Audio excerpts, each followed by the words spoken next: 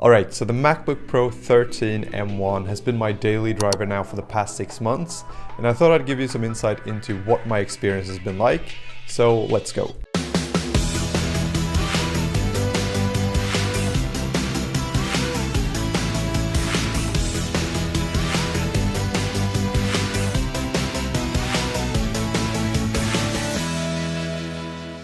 The purpose of this video is to give you some insight into whether an M1 device is worth buying or not. I'll cover how the chip has held up over the past 6 months, and if there have been any issues that have shown up over time. I'll also revisit some of the support issues that I had back in December with the M1 chip, and how the native Apple Silicon support scene is looking today, and I'll also give you my recommendation for whether to buy this or not. One of the main things that I was excited about before I got my hands on the laptop was the idea that the company that's creating these super powerful yet cool to the touch tablets known as iPads is now going to develop their own processors for laptops, which gave the promise of an ultra powerful laptop that never gets hot, essentially the couch developer's dream. And when I first got the laptop, this was the first thing that I wanted to test, and in my early testing it definitely held up to the promise. It never got hotter than what I would call slightly below lukewarm, and this was also after heavy use. But the question is, how has this held up 6 months later with updates and software installs and basically never turning the laptop off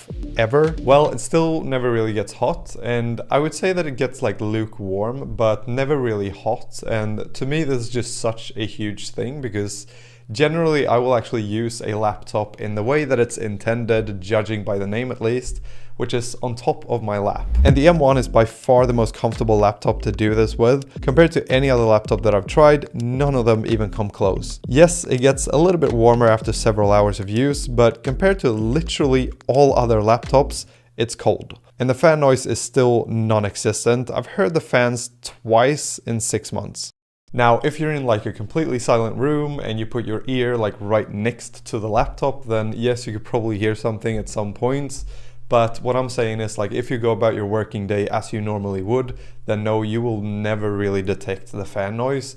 When I say that I've heard them like twice in 6 months, what I mean here is that I've like been able to detect any sort of noise or noticed that the fan started increasing in speed. So this is not to the point where like all I could think about was the fan noise. It's just to the point where I was able to detect that there was some sort of noise, which, you know, by itself is really impressive, I think. But couple this with the performance that this machine is actually capable of, and it actually becomes like, it really becomes unfathomable what this is. All right, so I tried to build or like hold some sort of tension about like whether I would recommend this or what I think of it. Has it held up? Has it not held up? But by now you probably know that I would definitely recommend this laptop. But either way, let's take a look at some of the negatives of this laptop. So if we look back at when I first got the laptop, there were definitely some things that were not ideal about it. Mainly third-party software not supporting Apple Silicon. So let's take a look at what I said about that. Okay, so in the video I mentioned that Homebrew wasn't supported yet, and that meant that installing certain things wasn't as easy as just typing brew install. But I didn't really have to wait too long because this was fully supported by February of that year. So I got the laptop in mid-December and it was supported in February, which means that right now Homebrew is definitely supported, fully supported on the Apple Silicon. The next thing that I said in the video was that Flutter worked, which was not quite the case. It worked, but only via the Rosetta translator process thingy, which means that I was able to work with it, but not natively. So how does this look today, 6 months later? Today, Flutter is almost 100% natively supported. Some things still use Rosetta to compile, so it's not fully optimized yet. But I should also mention that Flutter, even via Rosetta, has worked really well ever since the start, and I haven't really noticed any like performance issues or anything like that. Nor have I actually noticed any real performance gains over time as like Flutter started natively supporting Apple Silicon more and more, which I think is really a testament to how good Apple Silicon actually is, that it's able to like deliver this top of the line performance even via a translation process like Rosetta. After this, I mentioned that certain Python libraries weren't fully supported on Apple Silicon yet, and this was actually quite a big problem for me because it meant that for like several months I didn't even bother trying to program in Python on my Apple M1. And this is because like anytime I tried to, it was just such a horrible experience because of the stuff just not being supported, and it just meant that I was like running into bug after bug after bug. However, now most Python libraries seem to work for the things that I've tried. Scikit-learn, for instance, which I mentioned in the video, now has full support. And if there are any like niche Python libraries out there that don't work yet, then they will actually work via Rosetta. And like I said, I haven't really found any performance issues or anything like that using Rosetta, and to me it's just been super smooth.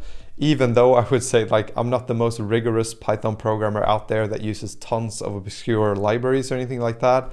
But right now I work in Python without any issues, and I've been doing so for the past couple of months. So the Apple Silicon support system has grown really rapidly in the past 6 months, and I would say that probably in like another 6 months it will probably be hard to find things that don't actually support Apple Silicon. And also I would say that all of the problems that I mentioned are very like developer specific, meaning that if you're like a regular user, then you wouldn't have even noticed any of these issues if you bought your laptop in the past couple months. Alright, so now let me just take a quick second to talk about Brilliant, who very kindly agreed to sponsor this video. If you haven't heard about Brilliant, Brilliant is a website and app designed for learning about math and science. They have tons of really interesting courses on computer science that I think you guys would really enjoy. When I was in school, me and a lot of my classmates would use Brilliant to learn about certain complex topics in computer science, like certain algorithms or math concepts that we felt our teachers didn't do a great job of explaining. So Brilliant really earns its name by actually being a brilliant way to learn. If you're interested in computer science, math, or science in general, then I would highly recommend going to brilliant.org/calholden to sign up for free. The first 200 people will get 20% off their annual premium membership. Okay, so the next thing that I want to mention just quickly is the battery life, and this is again, of course, quite insane, which, like I mentioned at the start, I never turn off my laptop really. In the past 6 months, I've turned it off maybe like 4 times, so it's basically always on, and the battery life is really, really good, and I think it's really worth emphasizing because in terms of everyday use, I don't even know how long it lasts because I charge it so rarely. Now, that's not to say that it's like it lasts several months or anything like that, it's just that it lasts so many days that I forget when I charged it last.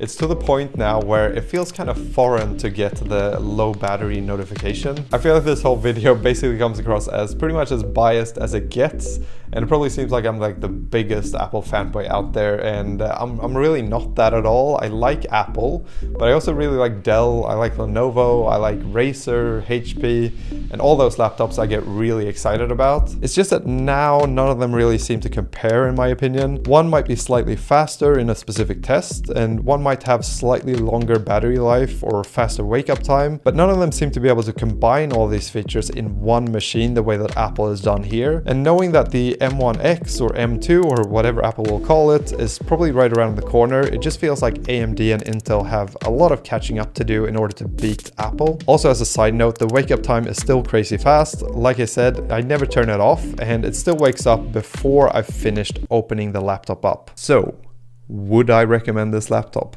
Big reveal coming. No, I would never. Of course I would recommend this laptop. Of course I would recommend it. 1000% I would recommend this laptop. I would recommend you to get any Apple M1 laptop that you can find actually, whether it's the MacBook Air or the MacBook Pro. Really, I just think that it seems like it's the best choice of laptop that you can get right now. And the reason for this is that I really believe that this laptop will hold up for several years to come.